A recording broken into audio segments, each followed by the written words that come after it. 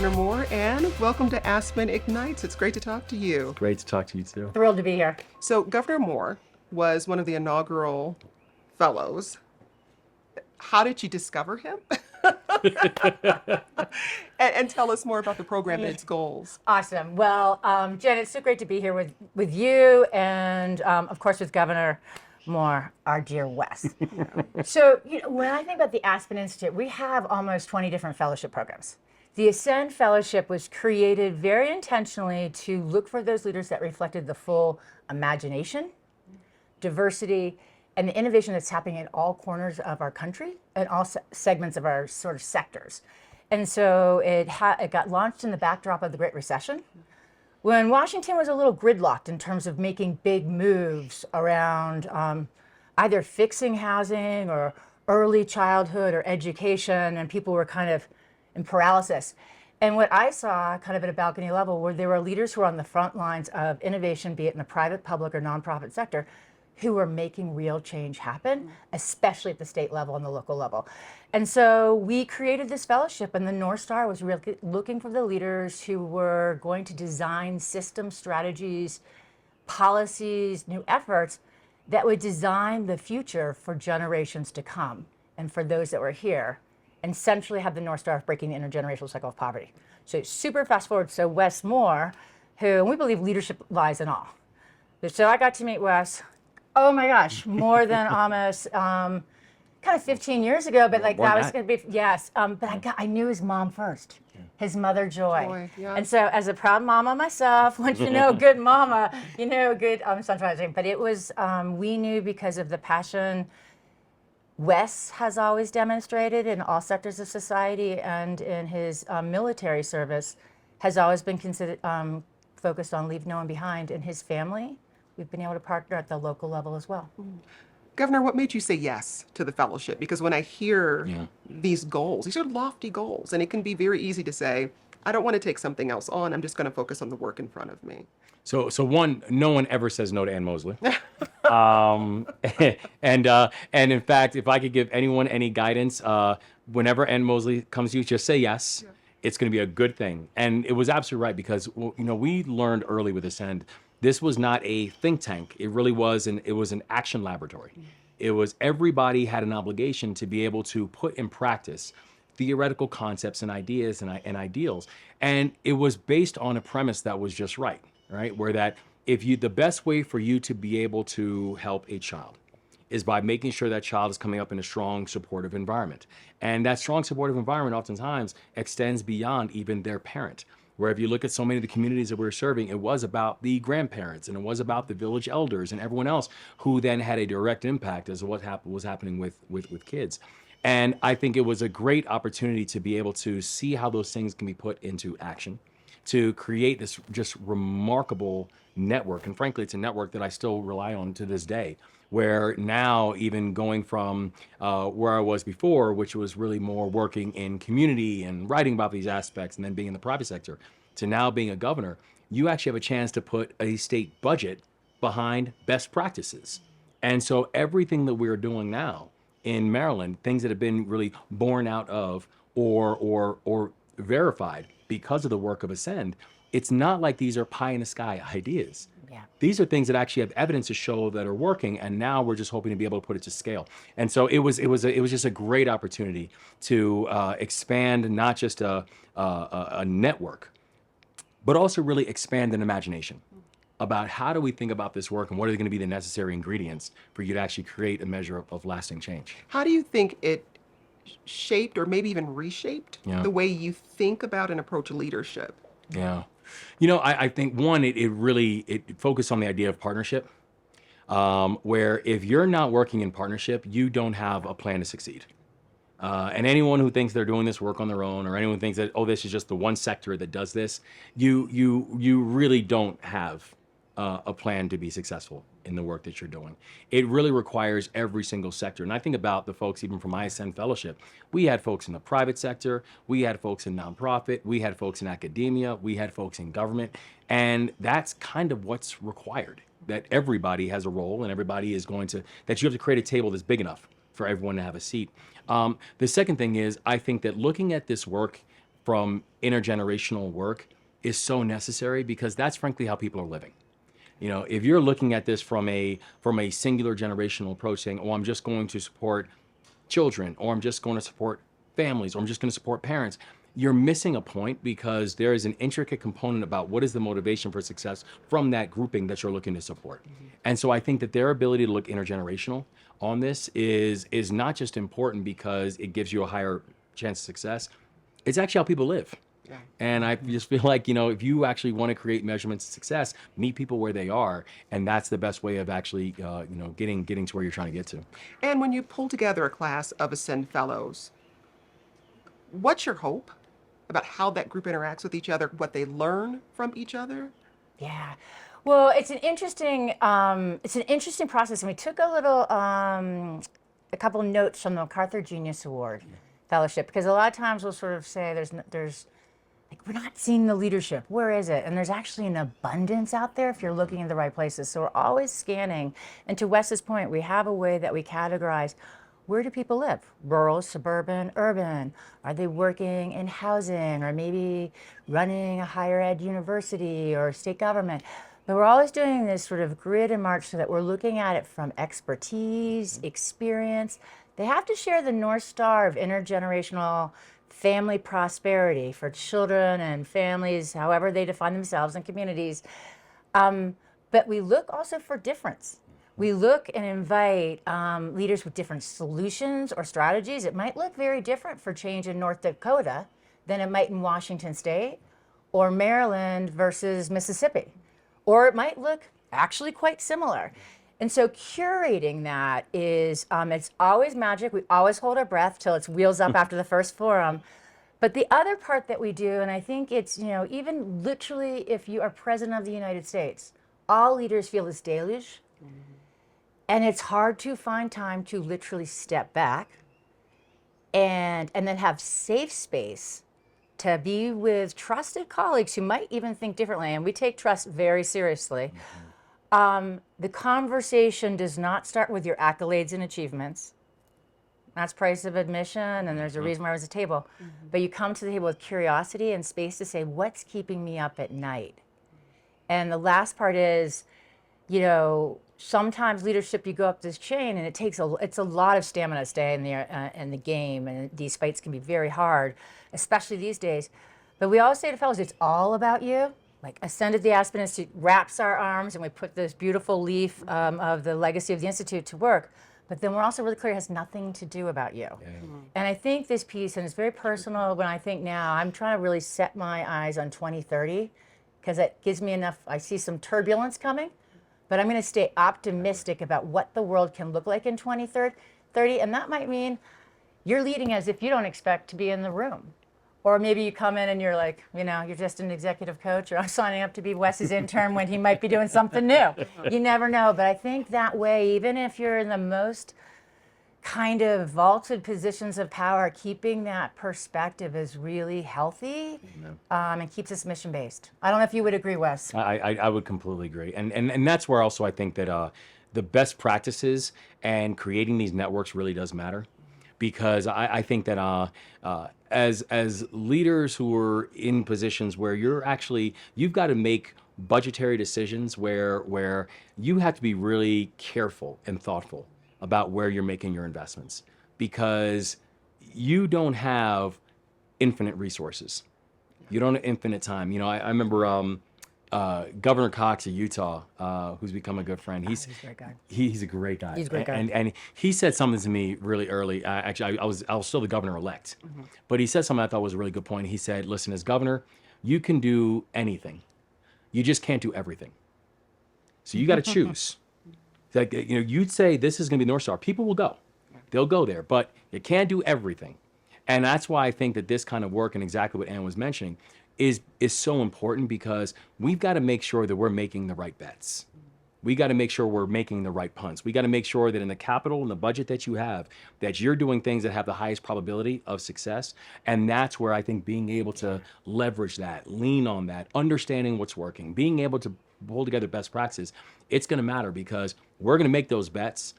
but they better be the right ones. Well, how do you prioritize those choices? I'm looking at the fact that Maryland recently raised the minimum wage and expanded tax credits, and some people might look at that decision and say, well, that's only going to benefit a segment of the population. Yeah. I'm sure you have an argument counter to that. Yes, I do. I do. But when you're when you're making those decisions for the Yes. budget, you've got to make your case Correct. for why this is the right choice. So Correct. take that as an example. So, it's actually a really good example because you have to bring people along with you. And you have to, we venture on over communication. Well, I will say repeatedly, here's why we're doing this. Here's the reasons and the examples that we have in terms of the societal ROI. And we're just really big believers that if you can have a participatory economy, you're going to have a growing economy. And part of the challenge we've had, frankly, in our state, where in the 5 years prior to becoming governor, our state economy had grown by 0.2%. The average state had grown by 7.5%. So that's the reason we were ranked 47th in economic momentum. Our state was falling behind. A big reason we were falling behind is our economy was not participatory. There were too many people who were not involved in the economy. And so when we said we've got to be able to raise a minimum wage, because gone should be the days when you have people who are working jobs, in some cases multiple jobs, and still living at or below a poverty line, that we've got to be able to do things like have the enhanced earned income tax credit and a child tax credit, because you've got to incentivize work. And there's data to show that that is one of the best poverty fighting tools that we have in our society, that we have to invest in trade programs and apprenticeship programs and get rid of this myth that every single one of our students need to attend a 4-year college, because they don't. And people say, well, what's going to do? It's going to slow down economic growth. It's going to drive up unemployment rates.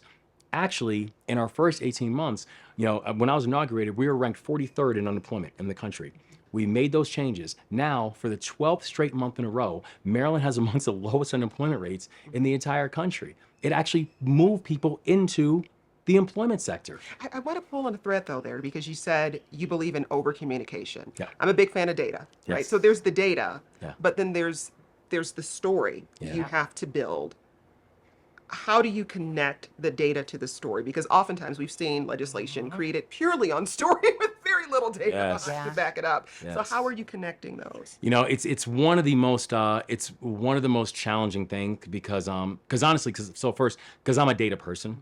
I don't move without data, and sometimes that's complicated for people. I remember back. I remember close to when I first got a chance to meet Anne. I wrote a book, and I was at first it was called The Other Wes Moore, and it was at first I was like, I'm going to do the 10-step guide for what parents and mentors should do, and so on and so forth. And I remember my publisher said to me, he said, that sounds interesting, but no one wants to read a parenting book by a 30-year-old with no children.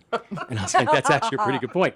And he said, you got to tell us the stories. Yeah. And if you tell us the stories, we'll understand the point you're trying to make. And so you got to make sure you're always humanizing it. And so when we're talking about raising a minimum wage, we're talking about the family in urban and rural and suburban parts of Maryland who now have an opportunity, because they're making a little bit more, to actually spend a little bit more time with their family, to spend a little bit more on their children. When you're talking about things like a child tax credit, that it's doing a better job of both incentivizing work and giving working families a little bit more that they can then bring home and support. But you got to be able to make it personal for people, and that's how you're going to be able to get the buy-in. So you're right, it's an important balance that you got to bring forward, but it's a balance that you got to have in policymaking. I mean, go ahead. Yeah, well, can I add? Because one part I think is also really important when we think about where the world is now, where we're going. And this part, because you picked on it perfectly, Jenn, where we think about narrative and case making as a competency of leadership. Because you can be doing the greatest work, but if it's not connecting to those actually you're trying to intend to serve or partner with, it's just going to get lost in the forest. And so but there's real art in that, and there's so many different technology ways and so forth, but to really know what you're saying versus all the pieces. And I think one of the parts when we think about raising the minimum wage or some of the investments around childcare or care, economy, care infrastructure, those are win-wins for the private, public, community, like the humanity of our communities and in our country, and it's sort of at the base. And it's so interesting how politics polarizes them. Yes. And when I think about some of the work that, those budget battles are real and decisions have to be made. And I think one of the most important opportunities we have ahead, and it's sort of on the agenda for the Ascend Children and Families agenda, is we need a kind of a new change capital investment strategy that almost redefines public, private, community partnership that really puts intergenerational prosperity for all families at the center.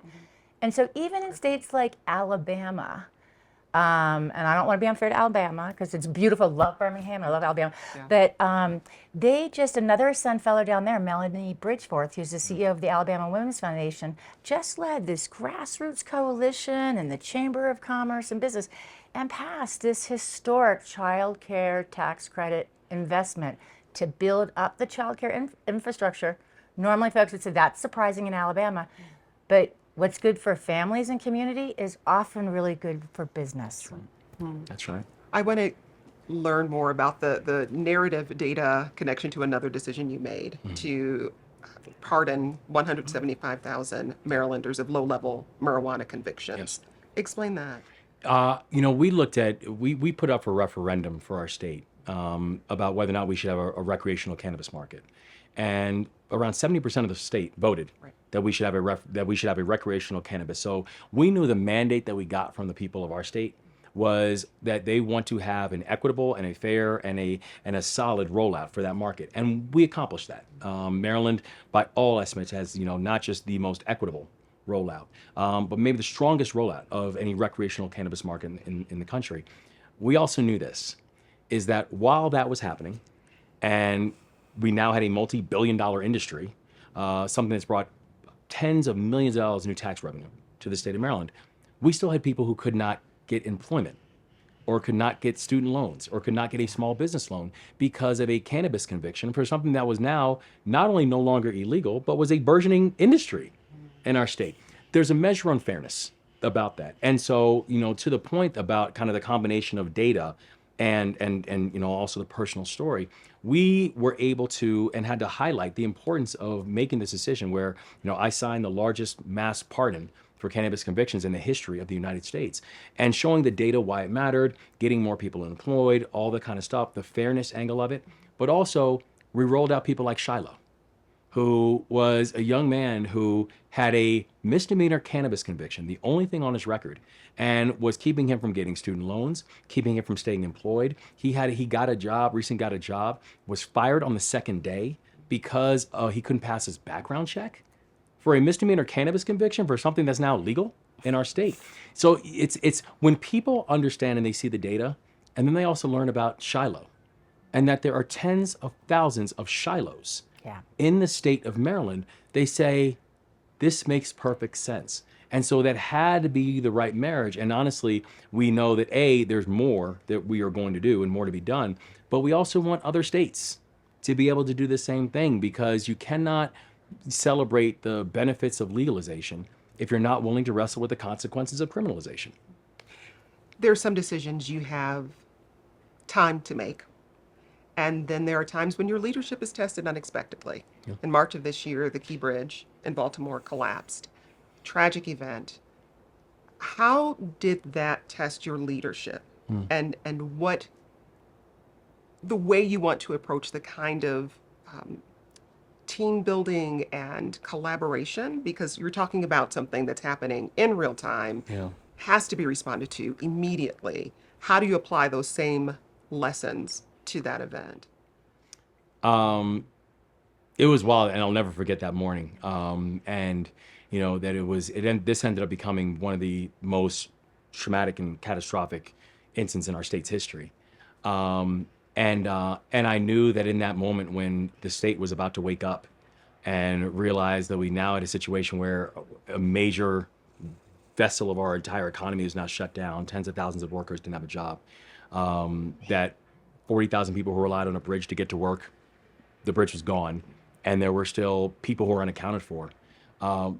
I knew that the only way we could approach it is the way we've approached everything else, and that was working in partnership.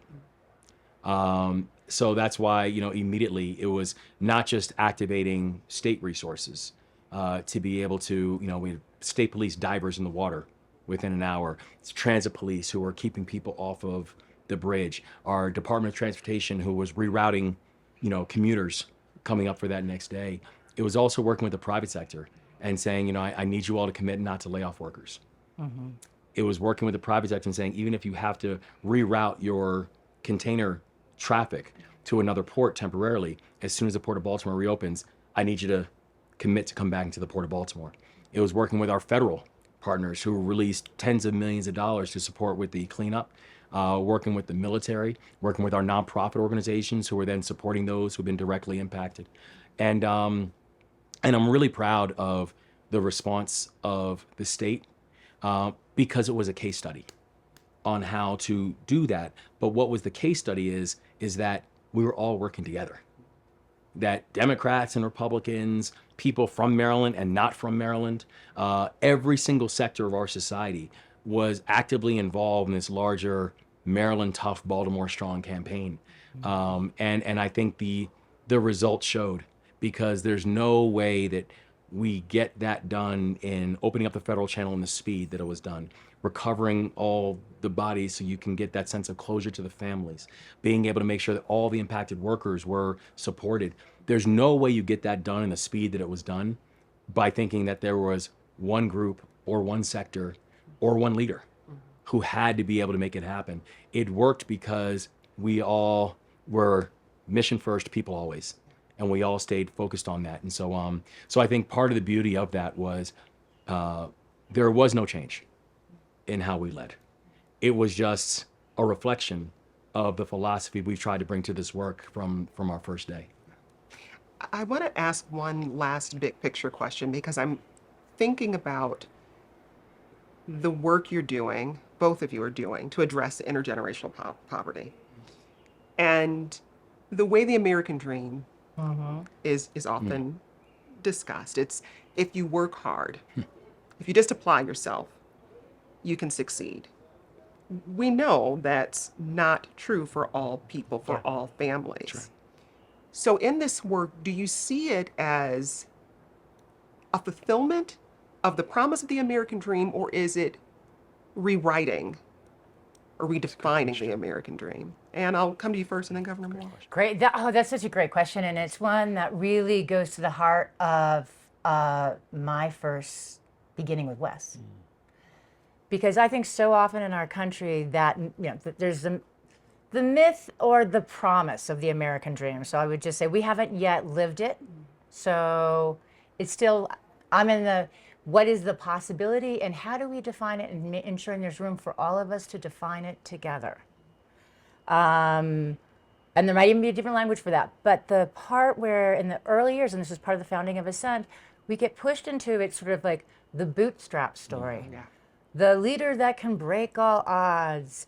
And from the beginning, it wasn't necessarily helping people break the odds. It's like we really need to change the nature of the game. And so the other part of that myth was really around bootstrap versus bureaucracy. And I have spent a lot of time in a lot of different communities, and personally I've been up and down on different parts of the economic ladder. I have never met someone in my life who said, I really want the most, I want the biggest governmental program to solve my problem. And so we fall into these camps, and then it gets muddied with who's deserving or not. And all are deserving. All are deserving. And I actually think this is an opportunity, and I think it's this balance when you talk about data and storytelling. And then I also believe change happens at the pace of relationship. And so, and this is when, when I was watching, as someone who now lives in DMV, grew up in Pittsburgh, but when we saw the bridge and we saw that happen, it was, you felt it in your body. I knew Wes from like how he led in Afghanistan and service, or in community. How we know the relationship and commitment, it's not fleeting. And we all need to be in relationship with one another if we're going to accomplish something we haven't. In 2013, the majority of children born in the United States are no longer white Caucasian. And I'm so struck by this conversation we're like literally not having, but thrashing about around DEI, anti-DEI. We are a pluralistic, beautiful society. I am not interested in that conversation. I'm interested in what's all of the possibilities and all of the leadership. And so one of the parts that it's been new in our work when we're thinking about, even to your question about where do you start, is we see the American dream even starts before a child is born. What are those supports for all families that are culturally responsive, that are as any family needs or chooses, or how those institutions or health systems? I really want to set a goal about that every child is born and welcomed into this world with the healthiest, happiest family, that's living in safe home and community, is connected to economic opportunity, does not have to say I'm going to stop learning as an adult, but it might be a credential versus something else. But I'm still growing along with my child or children and community, because I actually think when we've been talking more about that, that's a very intimate moment for any family. And it is personal, but it's also this generational opportunity and obligation I think we have to say, what should or could the American dream be? And I think for everybody, no matter your experience or your identity, it has the power to be spectacular, and embrace it will be new. Governor Moore. I'm finding it difficult to add on to that. I mean, I think that's right. Where it's it's spot on. Where I feel like the idea of the American dream is that not everybody is going to end up in the same spot, but everyone should get a fair shot, and everyone should get a fair shot to be able to live out whatever life that your God-honored destiny should be able to sustain and build upon. And when you think about kind of the origin of the American story, that the American story was built on imperfection, right? That is the American origin story. It was a story of contradiction. Everything about our history. It was also something where even in its unevenness and even in its imperfection, there were elements of what we all strive for and hope for the fact that you had multiple aspects and elements of society that were part of our national growth. That some of the people who were the pioneers of the American story were iron workers and farmers and business people and people who were serving multiple different roles within society, but who all felt a common need and a common responsibility to be able to look out for one another. That some of our greatest national heroes were people who didn't have a title, were people who weren't tapped, but people who have helped to shape the destiny of our states and our country simply because they met a moment and they met a need. And knowing that sometimes progress meant breaking things that came before you. It didn't always mean sustaining things that came before you. And I think that's part of the beauty of this American journey, is being able to have, being able to constantly wrestle with what's right, what's wrong, what's productive, what's not, what's history, and what's future. And I think that is part of this journey that the country continues to be on. And I think that there's a beautiful struggle that I think makes this country still pretty unique, that we're willing to have this beautiful struggle. But knowing that in that struggle and in that tension, actually diamonds can be created in that pressure. Governor Moore, Anne, it's been great to talk to both of you. Thank you. Thank you, Jenn. Fantastic. This is great. Thank you.